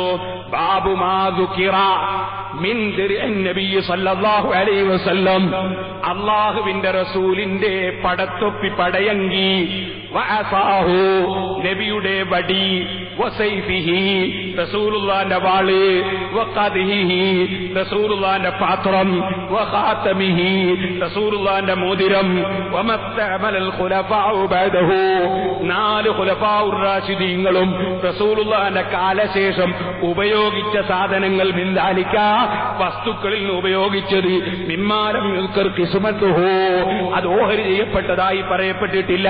വമിൻ ശഅരിഹി റസൂലുള്ളാഹിന്റെ ബഹുമാനപ്പെട്ട രോമം, നഅ്ലിഹി അവിടുത്തെ ചെരിപ്പ് വആനിയതിഹി റസൂലുള്ളാഹിന്റെ പാത്രം മിമ്മാ തബറക അസ്ഹാബുഹു വഗൈറുഹും ബഅദ വഫാതിഹി റസൂലുള്ളാഹിന്റെ വഫാത്തിന് ശേഷം സഹാബികളും താബീങ്ങളും മഹാന്മാരും അതാ ബറക്കത്തെടുത്ത സാധനങ്ങളിൽ പറയുന്ന അധ്യായം, ഒരധ്യായം തന്നെ അല്ലാഹുവിന്റെ റസൂലിന്റെ വഫാത്തിന് ശേഷം റസൂലുള്ള തൊട്ടത്, ഉപയോഗിച്ചത്, പിടിച്ചത്, അവിടുന്ന് ഉപയോഗപ്പെടുത്തിയത്, അങ്ങനത്തെ സാധനങ്ങളെ കൊണ്ട് ബറക്കത്തെടുത്ത സഹാബത്തിന്റെയും ഖുലഫാഇന്റെയും നടപടി പറയാൻ ഒരു അധ്യായം തന്നെ സഹീഹുൽ ബുഖാരിയിൽ ഇമാം ബുഖാരി റളിയല്ലാഹു അൻഹു കൊണ്ടുവരും. എന്നിട്ട് സഹീഹുൽ ബുഖാരിയിൽ റസൂലുള്ളാഹി സ്വല്ലല്ലാഹു അലൈഹി വസല്ലം തങ്ങളുടെ സീല്, ആ സീല് പതിച്ച വാചകത്തിന്റെ ബറക്കത്ത് ഉദ്ധരിക്കുന്ന ഹദീസാണ് തുടക്കം. പിന്നീട് അന്ന അബൂബക്കർ റളിയല്ലാഹു അൻഹു, അബൂബക്കർ റളിയല്ലാഹു അൻഹു ലമ്മ ഇസ്തുഖ്ലിഫ, ബഹുമാനപ്പെട്ടവർ ഖലീഫയായപ്പോ ബഹ്റൈനിലേക്ക് ആളെ പറഞ്ഞേക്കും. എഴുതിയതിനു ശേഷം റസൂലുള്ളാഹിന്റെ സീലെടുത്ത് അതിന്റെ മേൽ സീല് വെക്കണം. എന്താണ്? അല്ലാഹുവിന്റെ റസൂലിന്റെ വഫാത്തിന് മുമ്പ് റസൂലുള്ള ഉപയോഗിച്ച സീല്, കത്തിന് ബറക്കത്തിന് വേണ്ടി കത്തിൽ ബഹുമാനപ്പെട്ട സിദ്ദീഖുൽ അക്ബർ കുത്തുന്നു. കണ്ടോ? സിദ്ദീഖുൽ അക്ബർ ബറക്കത്തിൽ വിശ്വസിച്ചു നോക്ക്. രണ്ടാമത്തെ ഹദീസ് ബുഖാരിയിൽ എടുക്കുന്നത് എന്താണ്?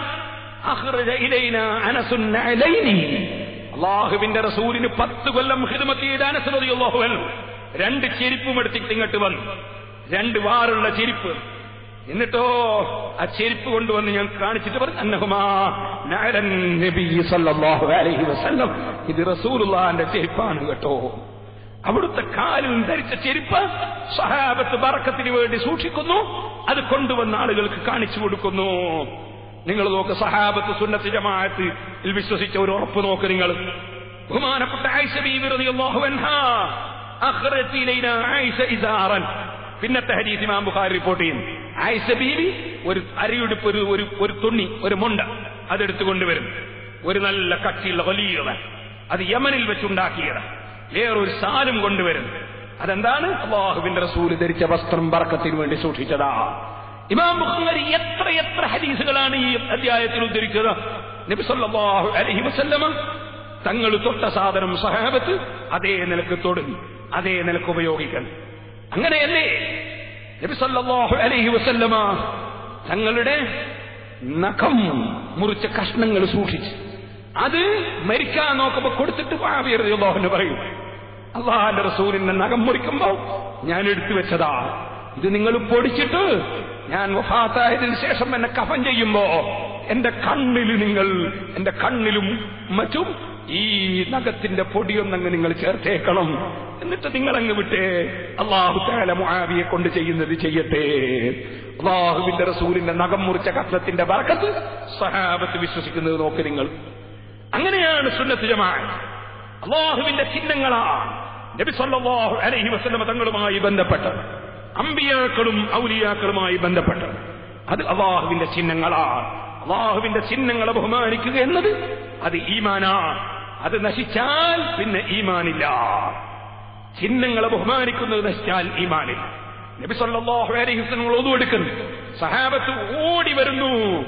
ഒതുവെടുക്കുമ്പോൾ, ഒതുവെടുത്ത് കഴിയുമ്പോ അവിടുന്ന് ബാക്കിയുണ്ടാകുന്ന വെള്ളം, ഉറ്റി വീഴുന്ന വെള്ളം, ആ വെള്ളം സഹാബത്ത് കയ്യിലേക്ക് വാങ്ങും. ഇമാം ബുഖാരി റിപ്പോർട്ടിന് ഫയതമസ്സഹൂന ബിഹി, സഹാബത്ത് ശരീരമാസകലം തൊട്ടുപുരട്ടുന്നു.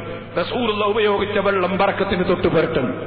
അഥവാ വല്ല സഹാബിക്കും നേരിൽ തിരക്ക് കൊണ്ട് കിട്ടിയില്ലെങ്കിൽ കാദൂ യഖ്തതിലൂന അലാ വദൂഇ റസൂലില്ലാഹി, റസൂലുള്ളാഹി ഉപയോഗിച്ച വെള്ളം കിട്ടാൻ അവർ സണ്ട കൂടാൻ അടുത്താകുമെന്നാണ് ഹദീസിലുള്ള. തിരക്കുകൊണ്ട് ബറക്കത്തിന് വേണ്ടി തിരക്കൂട്ടാണ്. അങ്ങനെ കിട്ടിയില്ലെങ്കിൽ ഫയഖുദു മിൻ ബലലി അഖീഹി, കിട്ടിയവരെ കയ്യിന്നെങ്കിലും തൊട്ടിട്ട് സഹാബത്ത് പുരട്ടുന്നു. നിങ്ങളൊന്ന് പുത്തൻവാദികളോട് ബുഖാരിയിലെ ഈ ഹദീസൊക്കെ ഒന്ന് പറഞ്ഞു നോക്ക്. അവര് പറയും അതൊക്കെ വിഡ്ഢികളാണ്, പോയത്തക്കാരാണ്, ഖുറാഫികളാണ് എന്ന് പറഞ്ഞ് സഹാബത്തിനെ തള്ളുകയില്ലേ? അതല്ലേ അല്ലാഹുവിന്റെ ഖുർആൻ പറഞ്ഞത്, ആമിനൂ കമാ ആമനന്നാസ്, സഹാബികൾ വിശ്വസിച്ചതുപോലെ വിശ്വസിക്കണമെന്ന് പറയുമ്പോ ഖാലൂ വനുഅ്മിനു കമാ ആമനസ്സുഫഹാ, വിഡ്ഢികൾ, വിവരം കെട്ടവർ വിശ്വസിച്ചതുപോലെ വിശ്വസിക്കാൻ ഞങ്ങളെ കിട്ടുകയില്ല എന്ന് പറയുന്ന കക്ഷികൾ മുനാഫിഖീങ്ങളാണ് നബിയേ. അവർ ഈമാനുള്ളവരല്ല. സഹാബത്ത് വിശ്വസിച്ചതുപോലെയുള്ള വിശ്വാസമാണ് ഈമാൻ. ഈ ബോധം നമ്മളെ മനസ്സിൽ വേണം. അതുകൊണ്ട് തന്നെ അള്ളാഹു ബഹുമാനിച്ച ഒരാളെയും ഒരു വസ്തുവിനെയും നിസ്സാരപ്പെടുത്തി പോകരുത്. അതുകൊണ്ടാണ് അള്ളാഹുവിന്റെ റസൂല് പ്രത്യേകം പറഞ്ഞത്, മൻ ആദാലി വലിയൻ ഫഖദ് ആദൻതുഹു ബിൽ ഹർബി. ഞാൻ ഇഷ്ടപ്പെടുന്ന എന്റെ ഒരു വലിയനോട് വല്ലവരും എതിർപ്പ് കാണിച്ചാൽ ഞാൻ അവനോട് യുദ്ധം പ്രഖ്യാപിച്ചവൻ തന്നെ. ഈമാനില്ലാതെ മരിച്ചു പോകും. അള്ളാഹ് ബഹുമാനിച്ചതിനെ ബഹുമാനിക്കണം. ഞാൻ ദീർഘമായി പറയുന്നില്ല, 10 മണിക്ക് നമ്മുടെ വാദ നിർത്തണമല്ലോ. ഒരു ചെറിയ സംഭവം ഞാൻ നിങ്ങളോട് പറഞ്ഞുകൊണ്ട് നിർത്തട്ടെ. സഹോദരന്മാരെ, ബഹുമാനപ്പെട്ട ഇമാം ഹിസ്നി റഹ്മത്തുള്ളാഹി അലൈഹി അവിടുന്ന് രേഖപ്പെടുത്തുന്നു, 2 കണ്ണിനും കാഴ്ചയില്ലാത്ത ഒരാള്, അദ്ദേഹം ജമാഅത്തായി നിസ്കരിക്കാൻ എങ്ങനെയെങ്കിലും പള്ളിയിലെത്തുന്ന ആളാണ്. ആരെങ്കിലും ഒരാൾ കൈപിടിക്കാൻ കിട്ടിയാൽ അദ്ദേഹം പള്ളിയിൽ ഇങ്ങനെ വരും, കിട്ടിയില്ലെങ്കിലും പള്ളിയിൽ വരും. ഒരു ദിവസം അദ്ദേഹം പള്ളിയിലേക്ക് പോകുമ്പോ 2 കണ്ണിനും കാഴ്ചയില്ലാത്തവനല്ലേ, വീണിട്ട് അദ്ദേഹത്തിന്റെ തലക്ക് പരിക്ക് പറ്റി. പള്ളികളുടെ അയൽവാസികളായി ഓരോ നാട്ടിലും ജീവിക്കുന്ന ചെറുപ്പക്കാരെ, മുസ്ലിമീങ്ങളെ, നിങ്ങൾ ശ്രദ്ധിക്കണം. പള്ളിയുടെ തൊട്ടടുത്ത് ജീവിക്കുന്നു, പള്ളിയിൽ 2 കണ്ണിനും കാഴ്ചയില്ലാതെ വന്നുകൊണ്ടിരിക്കുന്നു. ഞാൻ സന്തോഷത്തോടെ പറയട്ടെ, നമ്മുടെ ചാലപ്പുറത്ത് വെള്ളൂരിലൊരു ചെറിയ പള്ളി ഉണ്ടാക്കി. ആ പള്ളി നമ്മൾ ഉദ്ഘാടനം ചെയ്തു. ആ പള്ളിയിൽ ജമാഅത്തിന് ഇമാമത്ത് നിൽക്കുന്നൊരു തങ്ങളുണ്ട്. 2 കണ്ണിനും കാഴ്ചയില്ല. 5 നേരത്തെ ജമാഅത്തിന് അദ്ദേഹം അവിടെ എത്തുന്നു. അദ്ദേഹത്തിന്റെ കൈ പിടിച്ചു കൊണ്ടുവരുന്ന ചില ചെറുപ്പക്കാരുണ്ട്. അല്ലാഹു അവർക്ക് ബറക്കത്ത് ചെയ്യട്ടെ. ഞാൻ പറയട്ടെ, എനിക്ക് വലിയ സന്തോഷം തോന്നിപ്പോയി. ഞാൻ പറയുന്നു, 2 കണ്ണിനും കാഴ്ചയില്ലാത്തൊരു വ്യക്തി അതാ എപ്പോഴും നിസ്കാരത്തിന് ജമാഅത്തിന് വരുന്നു. വരുന്ന വരവിൽ ഒരു ദിവസം തല വീണിട്ട് തടഞ്ഞു വീണ് തല പൊട്ടിപ്പോയി. പൊട്ടി വീട്ടിലെത്തിയപ്പോ ഭാര്യ ചോദിച്ചു, അല്ലയോ ഭർത്താവേ, ജമാഅത്തായി നിസ്കരിക്കൽ നിങ്ങൾക്ക് നിർബന്ധമില്ലല്ലോ, കണ്ണിന് കാഴ്ചയില്ലല്ലോ, നിങ്ങളെന്തിന് നിങ്ങളെ കണ്ണിന്റെ കാഴ്ച അള്ളാഹു ഇല്ലാതെയാക്കിയതല്ലേ, നിങ്ങൾ എന്തിനാണ് ജമാഅത്തിന് പോകേണ്ടതുണ്ടോ? ഇതങ്ങ് ചോദിച്ചപ്പോ അദ്ദേഹത്തിന്റെ മറുപടി, ഇൻകാന അല്ലാഹു തആല ഖദ് അഖദ നൂറ ബസരി, എന്റെ 100 കണ്ണിന്റെ പ്രകാശം അള്ള പിടിച്ചെടുത്തിട്ടുണ്ടെങ്കിലും എന്റെ ഹൃദയത്തിന്റെ പ്രകാശം അള്ള നിലനിർത്തിയിട്ടുണ്ടല്ലോ. എന്റെ ഹൃദയത്തിന് മനസ്സിനൊരു കേടും വന്നിട്ടില്ലല്ലോ. അതുകൊണ്ട് ജമാഅത്ത് ഞാൻ ഒഴിക്കുന്ന പ്രശ്നമേ ഇല്ല. വല്ലാത്ത മനക്കരുത്തുള്ള മറുപടി. ഭാര്യ ഇങ്ങനെ നിരുത്സാഹപ്പെടുത്തുന്ന സമയത്ത് ഭാര്യനെ കൊള്ള യാതൊന്നും കസർത്തിയില്ല, കയർത്തില്ല. ഭാര്യ പറഞ്ഞത് ഒരു നിലയ്ക്ക് ന്യായമാണ്. പക്ഷേ അദ്ദേഹത്തിന് പള്ളിയോടുള്ള താല്പര്യമാണ്, അള്ളാന്റെ വീട്ടിനോടുള്ള കൂറാണ്, പള്ളിയിലെത്താനുള്ള ആവേശമാണ്. എന്റെ മനസ്സിന് തകരാറില്ലല്ലോ, ഞാൻ പള്ളിയിൽ പോയി ചെന്ന നിസ്കരിക്കുമെന്ന് പറഞ്ഞു. ഇമാം ഹിസ്നി റഹിമഹുല്ലാഹ് പറയുന്ന അന്നത്തെ രാത്രി അദ്ദേഹം കിടന്നുറങ്ങി. ഉറക്കിലതാ സ്വപ്നം കാണുന്നു. അല്ലാഹുവിന്റെ റസൂൽ അടുത്തേക്ക് വരുന്നു. റസൂലുള്ളാഹ് വന്നിട്ട് ചോദിക്കുന്നടോ, നിന്റെ ഭാര്യയുമായി നീ തർക്കം കൂടിയതെന്തിനാണ്? നിന്റെ ഭാര്യയുമായി നീ തർക്കം കൂടിയതെന്തിനാ? അദ്ദേഹം പറഞ്ഞു, മിൻ അജ്ലിത്തിബായി സുന്നതിക യാ റസൂലല്ലാഹ്, അല്ലാഹുവിന്റെ റസൂലേ, തങ്ങളെ നടപടിയല്ലേ പള്ളിയിൽ വന്ന് പുരുഷന്മാരെ നിസ്കരിക്കണമെന്നത്. പള്ളിയിൽ ജമാഅത്തിന് വരൽ തങ്ങളെ നടപടിയല്ലേ. ആ നടപടി പിന്തുടർന്ന് ജീവിക്കാൻ വേണ്ടി ഞാൻ എന്റെ ഭാര്യയോട് തർക്കം കൂടി നബിയേ. അള്ളാന്റെ റസൂലിനോട് ഇതങ്ങ് പറഞ്ഞപ്പോ അള്ളാന്റെ റസൂൽ റഹ്മത്തുൽ ലിൽ ആലമീനല്ലേ. വഫാത്തിന്റെ ശേഷവും വലിയ നിലക്ക് സമുദായത്തിന് ഗുണമിങ്ങനെ കൊടുത്തുകൊണ്ടിരിക്കുന്ന നേതാവല്ലേ. അള്ളാന്റെ റസൂൽ അതാ ഉറക്കിൽ അദ്ദേഹത്തിന്റെ കണ്ണൊന്നങ്ങ് തടകിക്കൊടുത്തപ്പോ മസഹ റസൂലുള്ളാഹി സ്വല്ലല്ലാഹു അലൈഹി വസല്ലം ബിയദിഹിൽ കരീമ, അവിടുത്തെ ബഹുമാനപ്പെട്ട കൈകൊണ്ട് കണ്ണൊന്നങ്ങ് തടകിക്കൊടുത്തു. അദ്ദേഹം ഉറക്ക് തെളിഞ്ഞു നോക്കുമ്പോ 2 കണ്ണിനും കാഴ്ച കിട്ടിപ്പോയി. സന്തോഷത്തോടെ കൂട്ടത്തോടെ പള്ളിയിലേക്ക് വരുന്നു. അല്ലാഹുവിന്റെ റസൂലിന്റെ സുന്നത്തിന് വില കൽപ്പിച്ചു, വീണ് തല പൊട്ടിയിട്ടും വില കൽപ്പിച്ചു. അല്ലാഹുവിന്റെ റസൂല് വിഷയം ഏറ്റെടുത്ത് പരിഹരിച്ചുപോയി.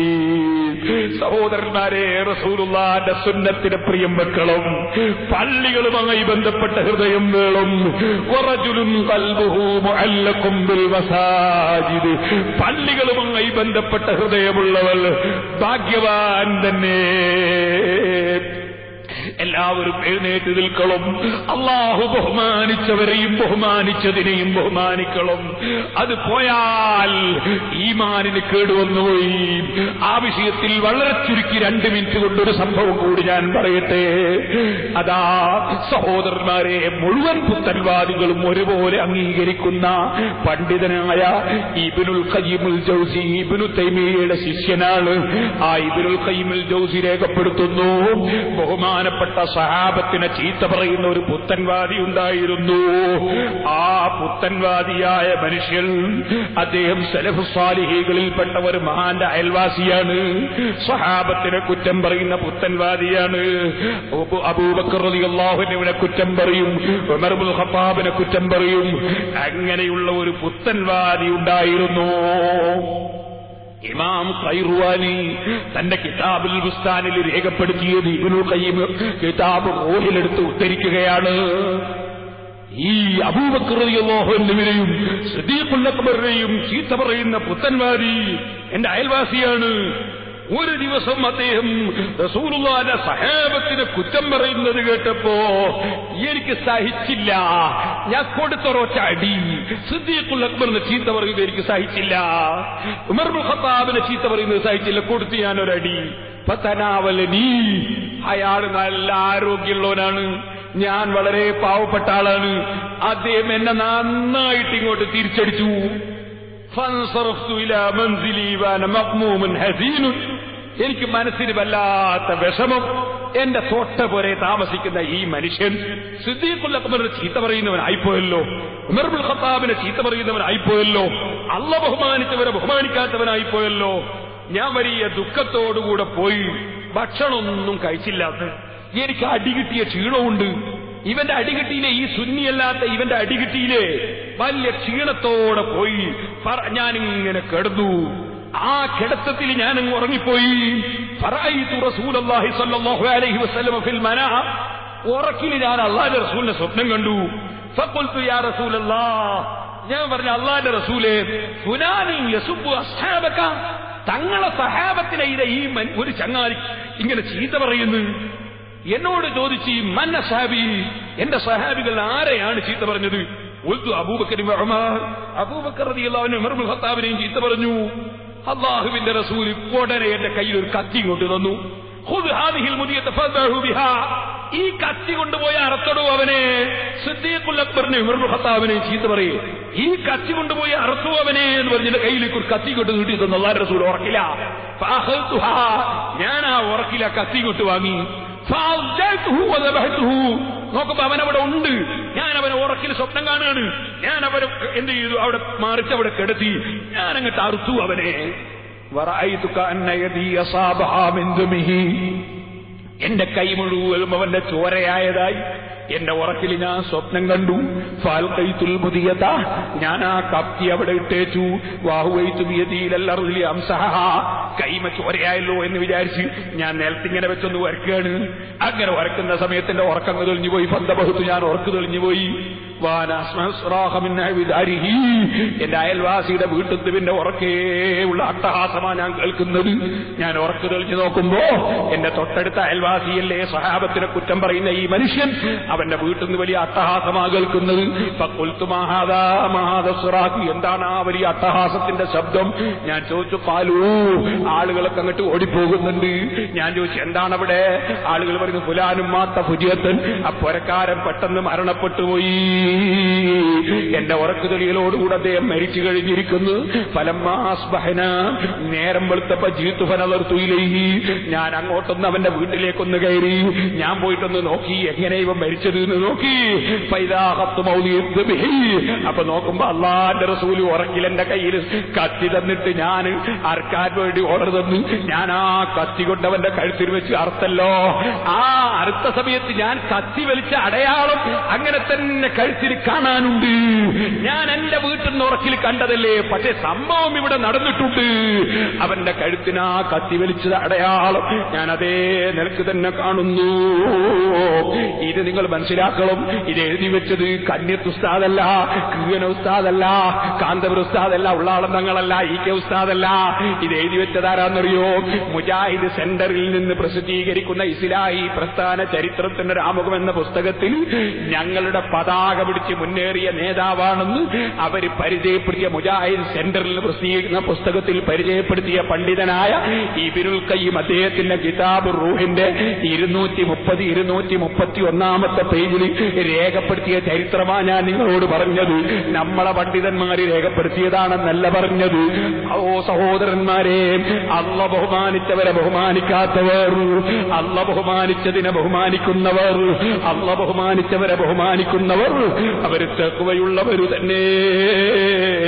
അതാണ് ഖുർആൻ പറഞ്ഞത്, വമൻ യുഅദ്ദിം ശആയിറല്ലാഹി ഫഇന്നഹാ മിൻ തഖ്വൽ ഖുലൂബ്. അല്ലാഹുവിന്റെ ചിഹ്നങ്ങളെ അടയാളങ്ങളെ ബഹുമാനിക്കുന്നവൻ അത് ഹൃദയത്തിന് ഭക്തിയുള്ളവൻ തന്നെ, അത് ഹൃദയത്തിന് തഖ്വയുള്ളവന്റെ അടയാളം തന്നെ. അല്ലാഹുവിന്റെ റസൂലിന്റെ സദസ്സിൽ വെച്ച് ശബ്ദമുയർത്തിയാൽ ഖുർആൻ പറഞ്ഞില്ലേ, അൻതഹബത അമാലുക്കും വഅൻതും ലാ തശ്ഉറൂൻ, നിങ്ങളുടെ അമല് തന്നെ പൊളിഞ്ഞു പോകും. റസൂലുള്ളാഹിന്റെ സദസ്സിൽ സൈലന്റ് ആയിക്കൊള്ളും, റസൂലുള്ളാഹിന്റെ സദസ്സിൽ മെല്ലെ സംസാരിച്ചോളും. എന്തൊരു ബഹുമാനം കാണിക്കാനാണ് ഖുർആൻ പറയുന്നത്.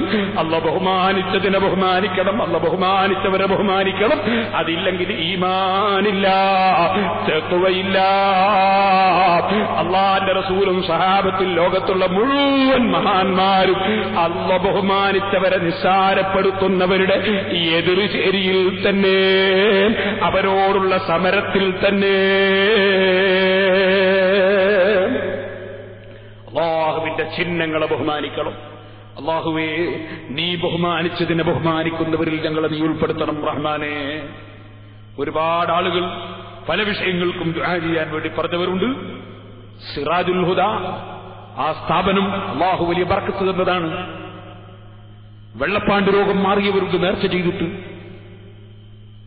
ഓപ്പറേഷൻ വേണമെന്ന് ഡോക്ടർമാര് നിർബന്ധിച്ചപ്പോ ഓപ്പറേഷന് തിയേറ്ററിൽ കയറുമ്പോൾ നേർച്ചയാക്കി ഓപ്പറേഷൻ ഇല്ലാതെ ഇറങ്ങി വന്നവർ അയച്ച കത്തുകൾ ഞാൻ ഫയലിൽ വെച്ചിട്ടുണ്ട്.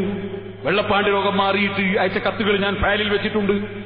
അത്ഭുതങ്ങൾ അല്ലാഹു ഒരുപാട് ആ സ്ഥാപനത്തിന് തന്നിട്ടുണ്ട്. ആ സ്ഥാപനത്തിലേക്ക് പലരും നേർച്ച തന്ന് ദുആ ചെയ്യാൻ പറഞ്ഞിട്ടുണ്ട്. ഇവിടെ കയറി വന്നപ്പോൾ തന്നെ ഒരാൾ 1000 ഉറുപ്പിക തന്ന് ദുആ ചെയ്യാൻ പറഞ്ഞിട്ടുണ്ട്.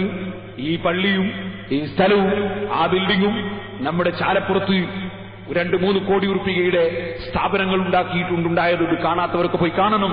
ബിൽഡിങ്ങിന്റെ പണി നടന്നുകൊണ്ടിരിക്കുന്നുണ്ട്. അതും പാറക്കടവിൽ കോടിക്കണക്കിന് ഉറുപ്പികയുടെ സ്ഥാപനം നടത്തുന്നുണ്ട്. അതും കുറ്റ്യാടിയിലുള്ളതും മേപ്പയൂരിലുള്ളതും പേരാമ്പ്രയുള്ളതും ഒക്കെ അള്ളാഹുവിന്റെ തൊപ്പിക്കൊണ്ട് സിറാജുൽ എന്ന ഒരൊറ്റ ഒരു സ്ഥാപനത്തിന്റെ കീഴിൽ അള്ളാഹു തന്നതാണ്. വലിയ ബർക്കത്ത് അള്ളാഹു ആ സ്ഥാപനത്തിന് തന്നിട്ടുണ്ട്. ആ സ്ഥാപനത്തിലേക്ക് നേർച്ച തന്ന പലരും ദുആ ചെയ്യാൻ പറഞ്ഞവരുണ്ട്. വിദേശ നാടുകളിൽ നിന്നും നാട്ടിൽ നിന്നും വിളിച്ച് ഒരുപാട് വിഷയത്തിന് ദുആ ചെയ്യാൻ പറഞ്ഞവരുണ്ട്. മകൻ നല്ല പണ്ഡിതനാകാൻ പ്രത്യേകം ദുആ ചെയ്യാൻ വേണ്ടി പറഞ്ഞ് ജമീഉൽ അംബിയാഇ വൽ മുർസലീന വൽ ആലി വസ്സഹാബത്തി അജ്മഈൻ അൽഹംദുലില്ലാഹി റബ്ബിൽ ആലമീൻ ഹംദൻ യുവാഫി നിഅമഹു വയുകാഫിഉ മസീദ اللهم صل وسلم وبارك على رسولك وحبيبك سيدنا محمد وعلى آل وأصحاب سيدنا ومولانا محمد أرحم الراحمين الملك الجبار الراج سيد الرحمن ഞങ്ങൾ ചൊല്ലിയ സ്വലാത്ത് നിന്റെ ഹബീബായ നബി സല്ലല്ലാഹു അലൈഹി വസല്ലമ അവിടുത്തെ മഹനീയ ഹളറത്തിൽ നീ എത്തിക്കണം റഹ്മാനെ. അവിടുത്തോടുള്ള സ്നേഹം ഞങ്ങൾ ഖൽബിൽ നീ ഏറ്റി തരണം റഹ്മാനെ. അവിടുന്ന് പഠിപ്പിച്ച സുന്നത്ത് ജമാഅത്തിന്റെ ഖാദിമീങ്ങളായി ഞങ്ങളെ നീ ഖബൂൽ ചെയ്യണേ റഹ്മാനെ. ഞങ്ങളെ മനസ്സുകൾ നീ നന്നാക്കണം റഹ്മാനെ. കിബിർ, ഉജ്ബ്, റിയാ, ഹസദ്, അമല്, റുസ്, ബിദ്അത്ത്, ശഹവത്ത്, ഒളബ് തുടങ്ങിയ